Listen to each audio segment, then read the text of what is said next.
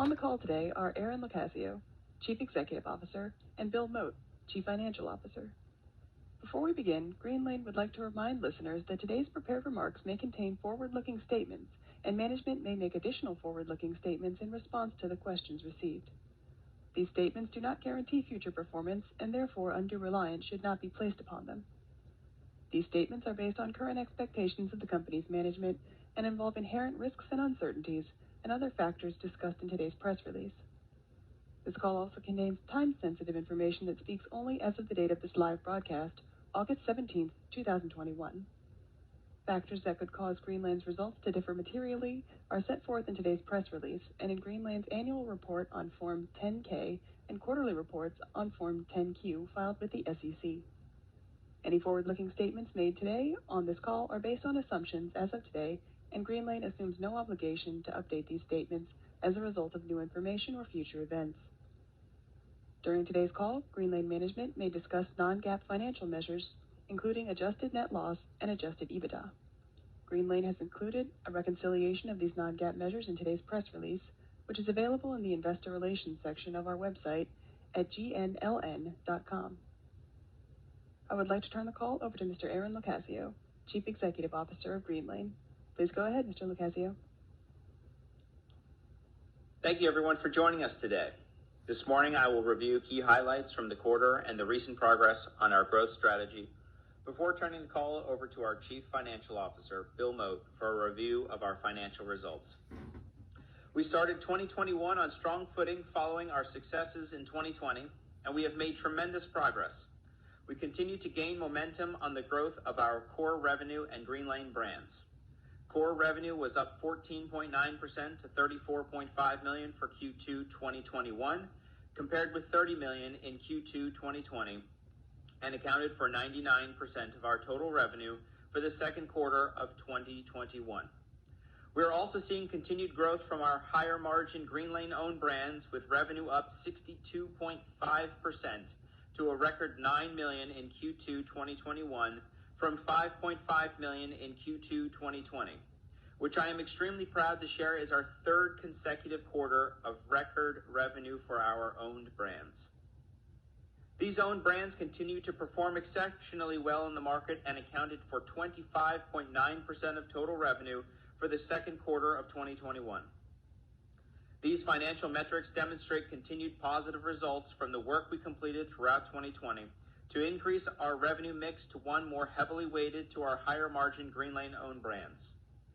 I'm also excited to share the advancements we have made on the execution of our strategic vision, which continues to focus on launching exciting new consumer products into the market, expanding our platform through carefully selected M&A opportunities, and growing Greenlane's position as the leading provider of cannabis consumption products globally. As we continue growing our Greenlane brands revenue, we benefit from the deep and long-standing relationships we have built over the past 16 years, which a large percentage of the industry's leading brands. We work with brands over their life cycle and have developed significant insights into the market, which gives us a strong sense of when is the most opportune time to acquire. Our criteria to add brands to our portfolio is very selective, and we focus on products that will not only enhance our margin profile, but ones that will elevate our customers' experiences. Curating products that continue to position us as the industry-leading provider of premium cannabis accessories. We have a robust pipeline of opportunities and expect to continue executing on similar opportunities as we anticipate industry consolidation will continue to happen over the next few years. Our second quarter results demonstrate our focus on growing our portfolio of owned brands and driving strong performance from our existing brand portfolio is not only working, but exceeding our initial expectations. Together with our upcoming merger with KushCo, we are exceptionally well positioned to grow our business and be the leader in ancillary cannabis space.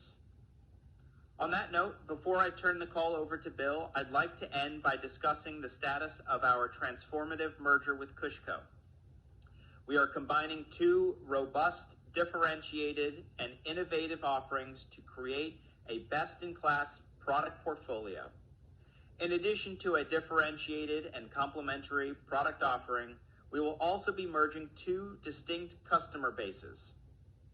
The combined company will serve a premier group of customers, which includes many of the leading multi-state operators, single-state operators, and Canadian LPs, the majority of the top smoke shops in the U.S., and millions of direct consumers, allowing for tremendous cross-selling opportunities.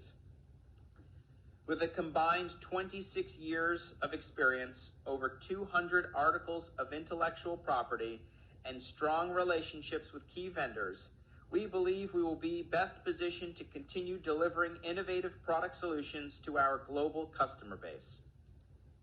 Following completion of this transaction, we believe the combined company will have a strong platform for accelerated organic growth and should be well positioned to capitalize on attractive market opportunities to grow profitably and drive value for all shareholders.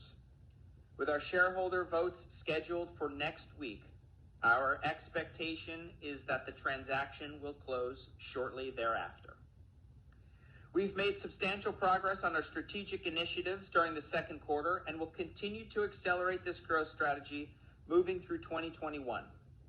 With that, I'll now turn it over to Bill to run through our financial results in further detail.